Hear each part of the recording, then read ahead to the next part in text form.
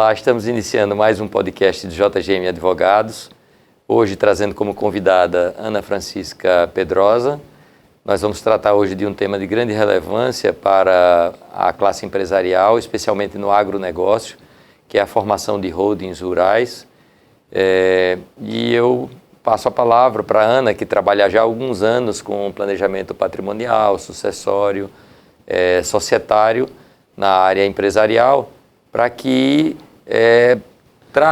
traga para a gente dados em relação à formação das holdings rurais, né, no Brasil.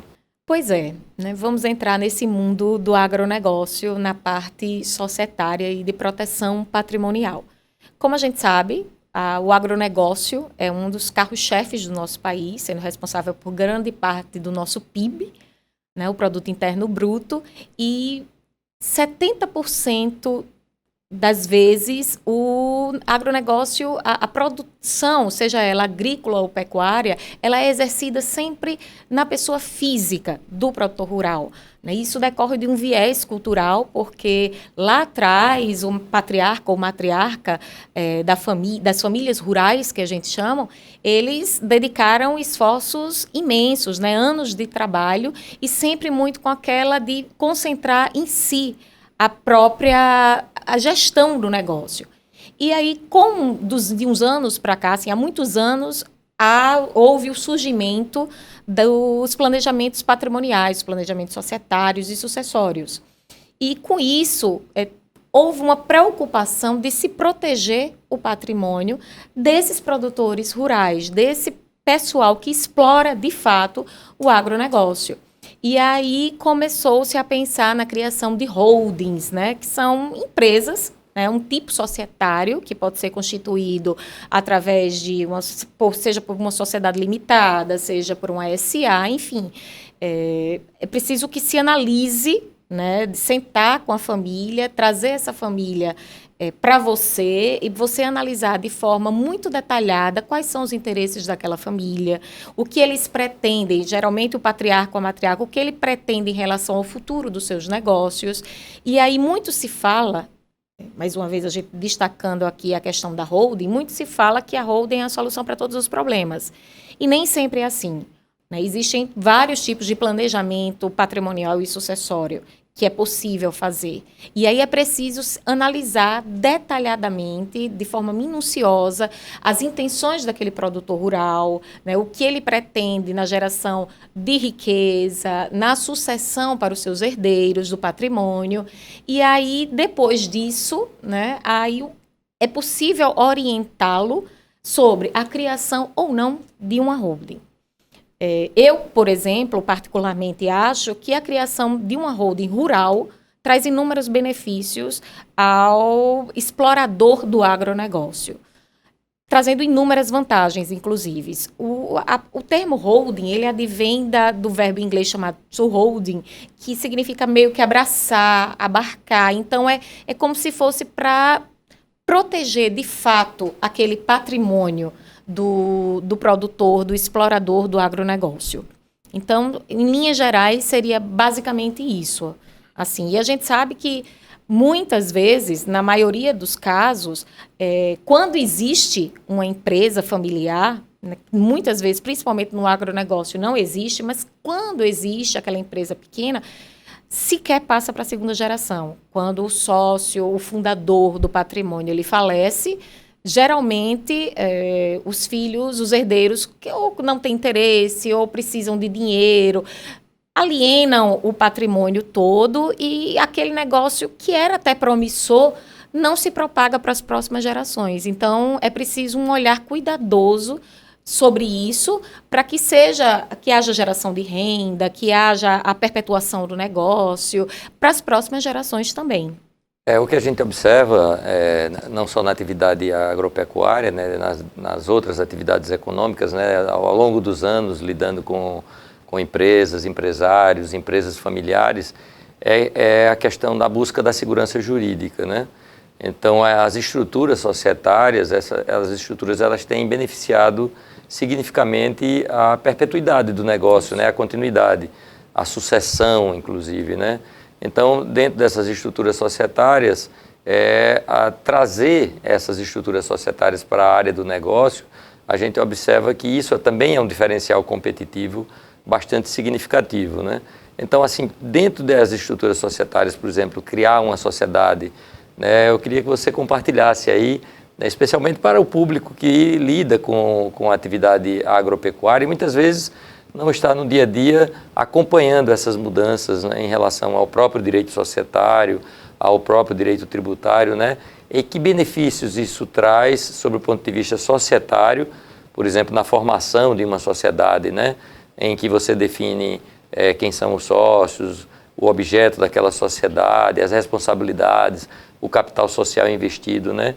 Como na criação dessa estrutura societária, como é que é feito esse passo a passo para que as pessoas entendam, né, que os beneficiários disso entendam como qual o primeiro passo a dar para se beneficiar dessa segurança jurídica que as estruturas societárias elas permitem.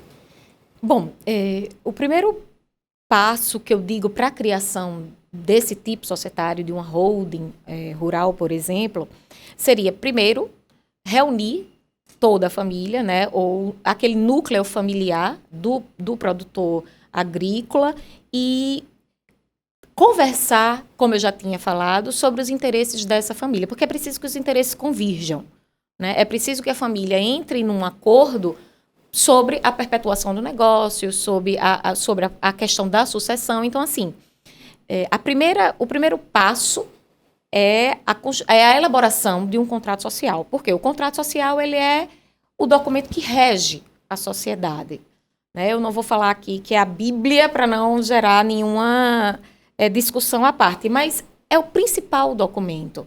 É preciso que esse contrato social ele seja muito bem elaborado, prevendo todas as questões relativas a um negócio, como, por exemplo, quem serão os sócios, que geralmente, no caso da holding familiar, é a própria família, geralmente o patriarca, a matriarca e os filhos, né? É possível, claro, o ingresso de outras pessoas da família também, que não daquele núcleo familiar, mas não é muito comum. Então, é preciso que no contrato social esteja previsto de forma muito clara, muito precisa, o que essa sociedade ela vai se propor a fazer, porque o contrato social é o reflexo da sociedade. Então, além da escolha dos sócios, que deve ser uma escolha minuciosa, é preciso também que haja questões que tratem da gestão da empresa. Por exemplo, cotas sociais, quanto cada pessoa daquela família, integrante daquele núcleo familiar, vai possuir como cota social, né, quantas ações ou quantas cotas eles vão ter. A questão sobre a administração dessa sociedade, porque não deixa de ser uma empresa. Então, é preciso que haja uma gestão profissional. Geralmente, muitas famílias descobrem que não tem aptidão para gerir, tem aptidão para fazer o negócio acontecer, a exploração agrícola, pecuária, enfim, mas não tem aquela expertise que a gente chama de gestão, né, de uma sociedade. Então, é possível a profissionalização dessa gestão, né, trazendo pessoas de fora, competentes, que possuem expertise no assunto, para gerir essa empresa, claro que sob o comando, seja de um conselho familiar, sempre convergindo para os interesses dos sócios. É preciso estabelecer formas de distribuição de dividendos, o que vai ser distribuído como lucro para os sócios, o que vai ser reinvestido na sociedade. Questões como, por exemplo, entrada e saída de sócios, né? Qualquer pessoa pode entrar, quer dizer, se caso um dos sócios faleça, os filhos podem entrar naquela sociedade. Então, é um conjunto de regras que são estabelecidas com o intuito justamente de preservar aquele patrimônio e a perpetuação do negócio. É uma coisa que a gente observa muito, né, lidando, né, há mais de 30 anos com atividade empresarial, especificamente também na área de agronegócios, é a saída da informalidade, né? As famílias vêm buscando, as famílias que exercem atividade, especificamente dentro do agronegócio, elas vêm saindo da informalidade e buscando esses mecanismos que deem segurança jurídica, né? E um deles é o impacto na economia tributária. Então, eu queria que você passasse um pouco da sua experiência, né, em relação a essa, não só a segurança, né, que é dado, mas também a repercussão no bolso do empresário, né, a economia que ele tem em relação ao impacto fiscal positivo, né, a partir do momento em que ele faz um planejamento, logicamente, dentro da estrita legalidade, e esse planejamento ele tem uma repercussão direta não só na redução, mas também na proteção do patrimônio dele enquanto pessoa física. Bom, a gente poderia passar aqui horas conversando sobre as vantagens de uma holding rural. Eu sou fã desse modelo adotado, mas vamos começar, como você disse, com as vantagens tributárias, as questões de economia, tanto tributária como de custos, enfim. O primeiro que eu posso citar é a economia em relação a um processo de inventário. Né? Por quê? Quando você, numa holding rural, geralmente os bens daquela família, eles são integralizados no capital social da empresa, ou seja, passam da pessoa física para a pessoa jurídica. E isso facilita demais o processo de sucessão, no caso, por exemplo, de falecimento do patriarca ou da matriarca. Por quê? Porque não é preciso, efetivamente, fazer um inventário. Porque como os bens vão estar integralizados nessa pessoa jurídica, o que é que acontece? Os herdeiros já sabem de antemão que vão receber cotas sociais na sucessão. E com recebimento dessas cotas sociais do ente falecido, eles, consequentemente, vão ter uma maior participação, tanto nos bens, móveis, imóveis, enfim. Então, como a gente sabe, inúmeras famílias se desgastam muito durante o processo de inventário. Seja porque os interesses não são os mesmos, seja porque uns acham que precisam continuar com o negócio e outros não têm tanta habilidade para isso. Enfim, um processo de inventário a gente sabe que pode durar vários anos, uma briga eterna. Né? E quanto mais tempo se passa de tramitação de uma ação de inventário, por exemplo, mais altos são os custos, com custas judiciais, com realizações de perícia, com todos os gastos que envolvem a tramitação de um processo. Então, um inventário, quando você leva em conta as custas judiciais, imposto de transmissão causa-mortes que é preciso ser pago, a gente percebe que muitas vezes os custos com esse inventário representam até 20% do valor do bem que está sendo inventariado. Então, é muito alto esse custo. Então, a primeira economia seria em relação a um processo de inventário. Outra vantagem que a gente pode encontrar nas holdings rurais seria, por exemplo, a diminuição do tributo a ser pago em imposto de renda, por exemplo. E aí, como muitas vezes as coisas, a exploração da atividade é feita em nome da pessoa física, os rendimentos auferidos com aquele negócio, eles sofrem uma tributação em média de 27,5%. Né? E isso é altíssimo. Então, assim, quando esses bens são integralizados numa pessoa jurídica, essa economia tributária representa quase 14% menos. Então, quanto menos tributo a gente paga, né, mais dinheiro sobra, e é óbvio, esse dinheiro é utilizado para novos investimentos, novos negócios, enfim. E outra vantagem também é em relação, por exemplo, à distribuição dos lucros. Certo?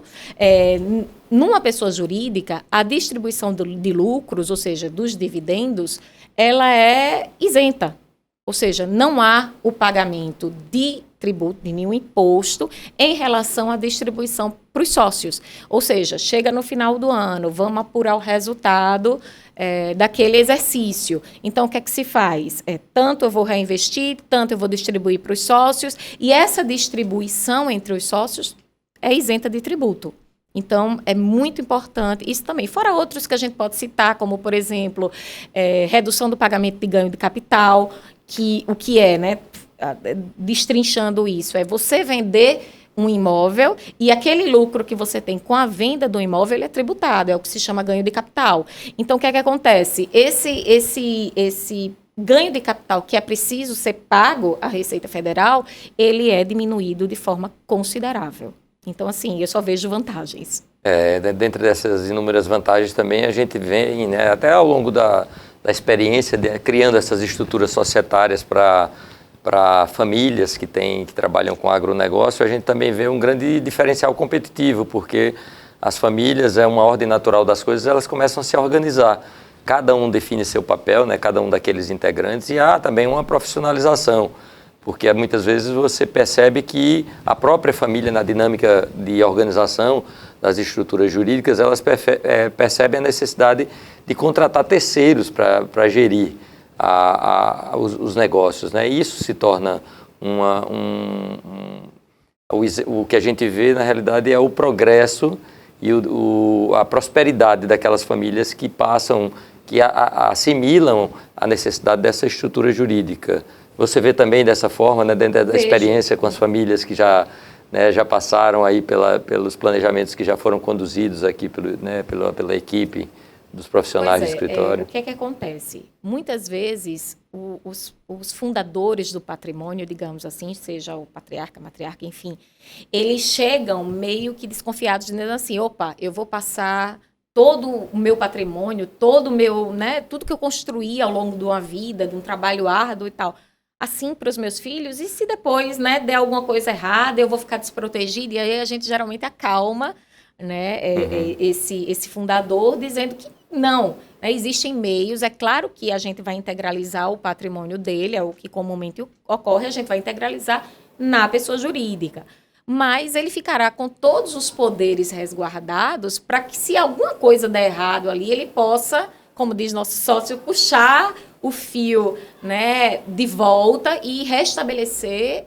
o que era antigamente. Mas não é, quando eles conhecem o processo e veem as vantagens desse planejamento patrimonial, as vantagens que ele gera sob o ponto de vista tributário, sob o ponto de vista negocial, então eles acabam se acalmando, digamos assim, e geralmente fazendo essa sucessão. Então, assim, existem aqueles filhos, claro, né, aqueles sucessores que não têm aptidão para o negócio. Não querem lidar com o agronegócio, por exemplo, né, nesse tema que a gente está falando. E o que é que ocorre? Muitas vezes, ok, sua parte no patrimônio vai ser preservada, né? Mas claro que você, por exemplo, vai receber menos do que quem está na ativa, quem está trabalhando. Se você quiser ir curtir sua vida, seja onde for, vá, não tem problema. Mas sua parte vai estar reservada, mas é claro que quem está dentro do negócio trabalhando arduamente vai receber uma porcentagem maior por até motivos de questões de justiça mesmo. Enfim. E isso gera, assim, muitas vezes a gente já viu aqui discussões familiares realmente, de filhos que não concordam com o ponto de vista dos pais, que veem o negócio de outra forma, que querem coisas diferentes, e aí a gente vai ajustando aos interesses de todos, né? Sempre, claro, com a intenção de preservar a vontade daquele que criou toda aquele patrimônio. É interessante, Ana, sobre isso que você está falando, é que a gente vê que é uma dinâmica que ela é mutável, né? Não é uma coisa fixa o planejamento. Então você não faz um planejamento para o resto da vida, né? Mesmo porque as pessoas mudam, as pessoas se afastam, as pessoas envelhecem, morrem.